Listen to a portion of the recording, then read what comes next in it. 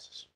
Σε αυτό το βίντεο θα μιλήσουμε για την αντίστροφη συνάντηση, θα δούμε πότε μια συνάντηση αντιστρέφει και θα δούμε τον τρόπο έβρεσης του τύπου μιας αντίστροφης συνάντησης και τα αντίστοιχα παραδείγματα. Ας ξεκινήσουμε με τον ορισμό.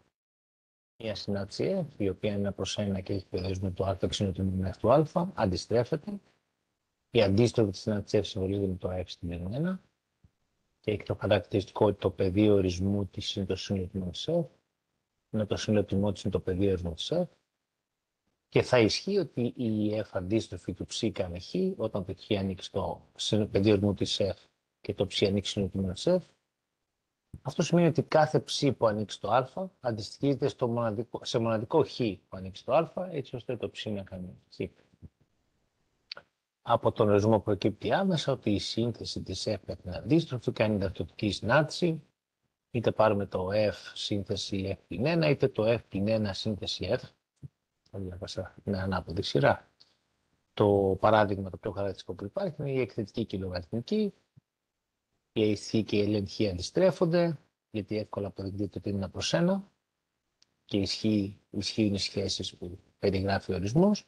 Και αφού ισχύουν αυτά, ισχύει και το σχόλιο, οπότε η σύνθεση της F με την J ή την J με την F θα κάνει ταυτοτική συνάντηση Χ ανάλογος του πεδίου. Τα βήματα. Πρώτο βήμα να βρούμε το πεδίο ορισμού της F. Δεύτερο βήμα να εξετάσουμε αν είναι 1/1. Αν είναι 1/1, αντιστρέφεται και συνεχίζουμε. Αν δεν είναι 1/1, δεν αντιστρέφεται και προχωράμε. Στη συνέχεια θα πρέπει να βρούμε το σύνολο τιμών της F, το οποίο είναι το F του DF, και αν έχουμε αυτό, πως έχουμε το πεδίο ορισμού της αντίστροφης.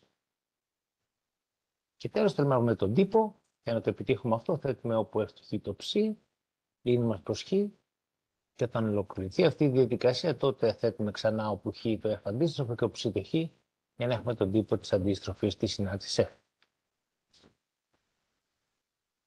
Ας δούμε 3 παραδείγματα. Παράδειγμα πρώτο. Να βρούμε αν αντιστρέφει τη συνάντηση F με τύπο χ τετράγωνο με περιοχή τετράγωνο και 1. Η συγκεκριμένη συνάντηση F σπουδάζουμε το R. Και μπορούμε εύκολα να παρατηρήσουμε ότι για χ ίσον 2 ή για χ ίσον 2, οι δύο τιμές της συνάντησης στα 2 και -2 είναι ίδιες και κάνουν -3.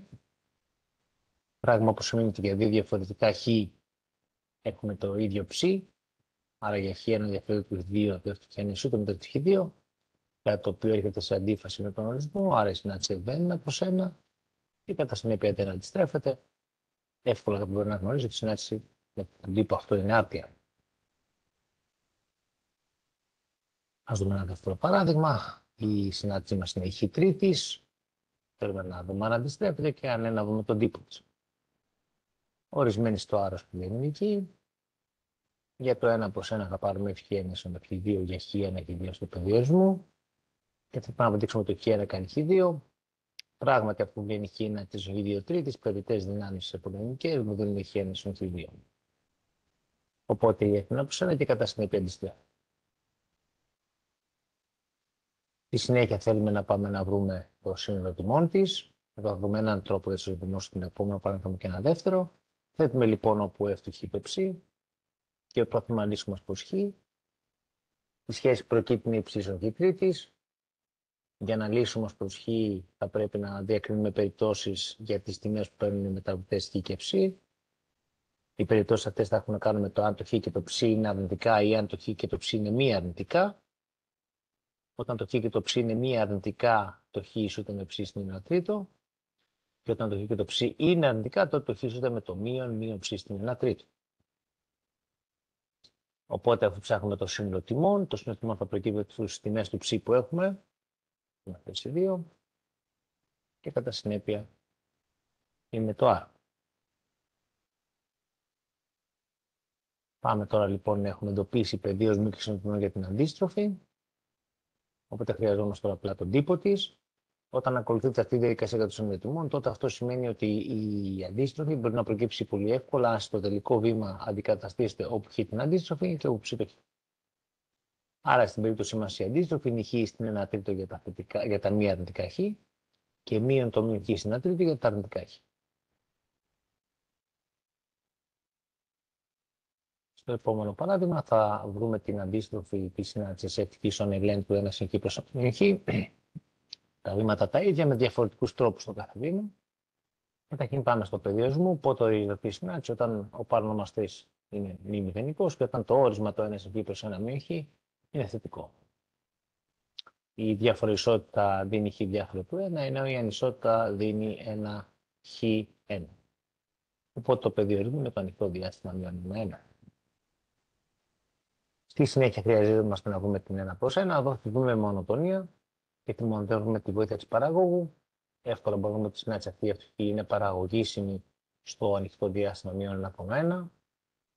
Παράγω λογαριθμού 1 προς το όρισμα επί την παράγω του ορίσματος. Οπότε η παράγωγος κάνει 2 προς 1 συν χ επί 1 μείον χ. Εδώ μπορούμε να δούμε ότι για το συγκεκριμένο πεδίο ορισμού η συγκεκριμένη παράγωγος είναι θετική και κατά συνέπεια η συνάντηση μας είναι μισός άξιος στο μείον 1,1. Γνωρίζουμε ότι η μισή μονότονη συναρτήση σημαίνει 1 προς 1, οπότε η F αντιστρέφεται. Βρήκαμε ότι αντιστρέφεται, χρειαζόμαστε σύνολο τιμών και εδώ θα διαφοροποιηθούμε στον τρόπο.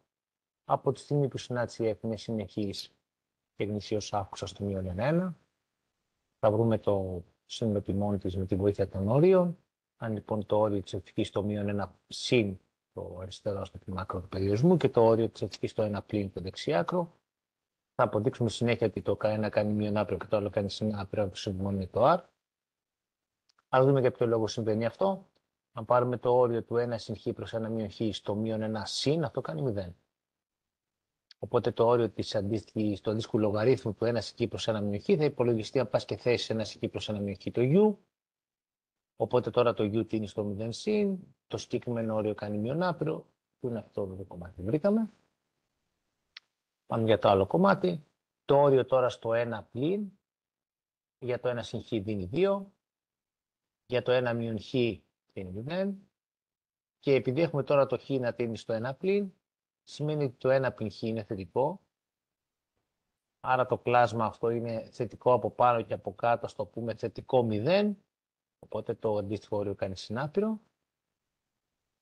Για να υπολογίσουμε το αντίστοιχο όριο του λογαρίθμου, θα πάει να θέσουμε u.